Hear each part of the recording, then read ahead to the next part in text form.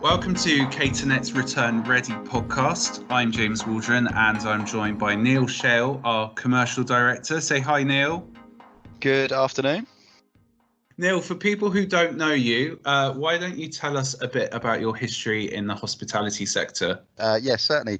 The fact that obviously I work right now for a computer software company is quite a quantum leap for me in terms of a change, because my background was that I trained as a chef and I've worked in hospitality for most of my working career. So there was a time probably 10 or 15 years ago when I never even sent an email before. So to now work in this industry is quite a change really from my point of view. But it started off 26 years ago. In my small youth as working as a pot washer, glass collector, and then a starter chef for a local restaurant. And that's really where I got the bug for the catering environment. Just loved it, working with the brigade of chefs that was there. Great banter. It's a different lifestyle altogether, working the unsociable hours and not seeing much of your friends, because naturally at that sort of time you're working while people are out, enjoying themselves in the pubs and clubs and whatever. So tough conditions, working in tough heat conditions, stuff like that. Most of my career though was spent pretty much in contract catering. My first main job coming out of college was going into work for a company for the government, so Department of Transport and Environment, DETR, so Environment, Transport and the Regions as it was known then, which I believe is now defunct, which was situated on Victoria Street by the Army Navy building.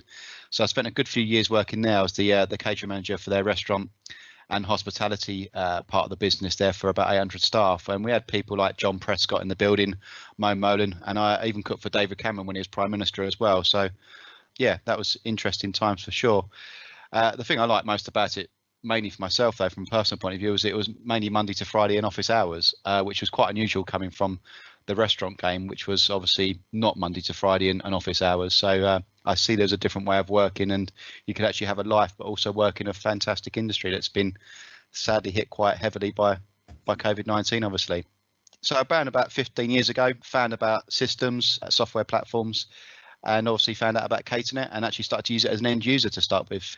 And now I'm, as you say, commercial director for the company, which has got the product Caternet within that. That's right. And I couldn't think of anyone better that I'd want to join and to question about the state of the industry and effectively how we pull ourselves out of this. You're always visiting either the high street venues or the contract caterers that we look after. And obviously those have been on hold for at least a couple of months now. And you are sort of in the middle of those conversations about looking for people to restart. But you were telling me the other day that it's not just a restart, that effectively these companies and organizations are going to have to relaunch, and it's effectively starting a kitchen afresh. Absolutely, yeah. I think there's a completely different layout now for different companies of different sizes and different sectors for sure. I mean, when you look at restaurants and pubs, they are based on having large numbers of people and high footfall going through their doors, and it's all about an atmosphere. And I think I was listening to a podcast recently where an owner of such premises was saying that they are like an entertainment venue. They're not just a restaurant. They're there to bring people together and to create a buzz and excitement. And that's really, really different mindset to have that if you've got to have social distancing in place to keep people apart. So it's going to have to. They're going to have to use that keyword that's been used quite a lot, pivot their business to rebuild it and do things in a slightly different way. And I think technology is at the heart of that. All of this kind of leads up to us here at Caternet. We've put together a return ready hub, and we've packed it with original research and checklists. We found that these easy to use checklists were covering the 4 pillars that food businesses will need to get right if they're looking to relaunch. And you and I have put a lot of work into ensuring that people are covering product, price, place, and people. If people stick with us, we'll tell you how you can get a free use of our resources to put your hospitality business back in the best possible position. So today, Neil, we're talking about product, which is the first of our 4 pillars for relaunch. And really the question venues that they should be asking themselves is, and you told me this, is how often do you review your supplier relationships?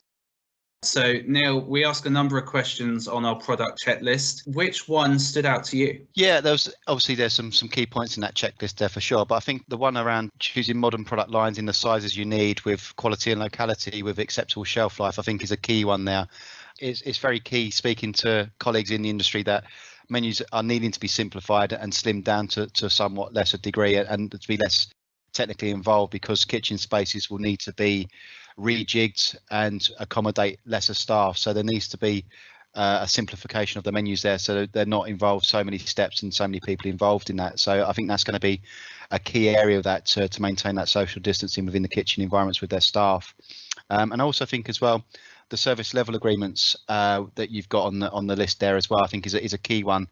And I think unfortunately there will be some suppliers here that will struggle to get their supply lines back up to what they were prior to COVID-19 taking a hit, and we've seen some large players already in the sector in the supply chain not being able to reopen their doors. Sadly, there was a case of a well-known sandwich company in the recent week as well. And I think that's quite key for businesses trying to reopen here, is to have a good spread of suppliers available to you, so you can actually de-risk it really for yourself. So, to have a look at having multiple butchers, multiple greengrocers, bakeries, etc. So ones that do struggle with their supply and getting their stocks back up to what they were before, or even if they can actually reopen them doors themselves to carry on. I think to have that backup of alternative suppliers available to yourself is a really key element to ensure that when you do reopen, you've got everything you need in place and supply is back on tap really.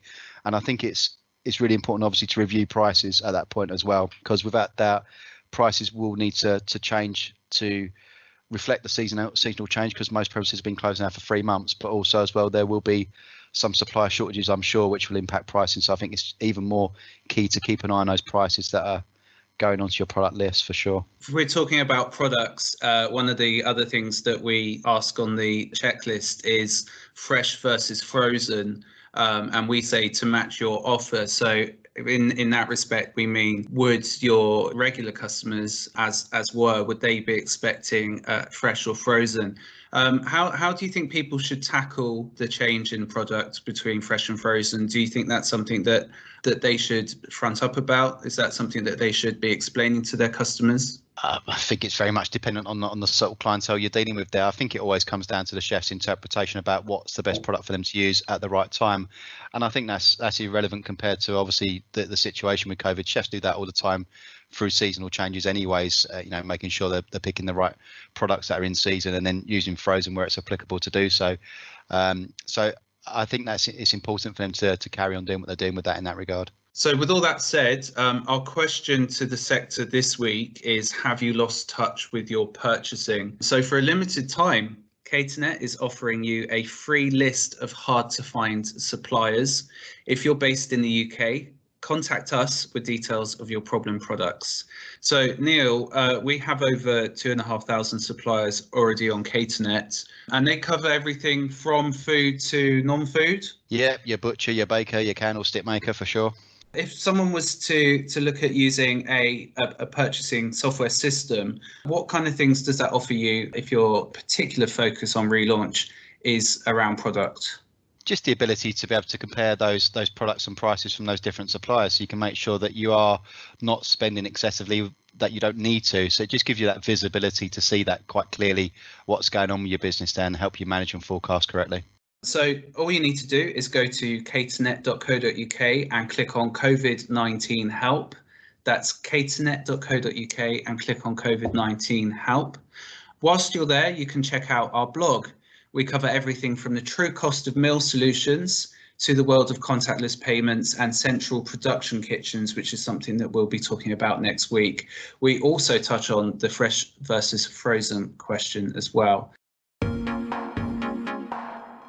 Next time, our focus is around price. But thanks, Neil, for talking to us about a couple of points on our product checklist. You're welcome, James. Good to speak to you.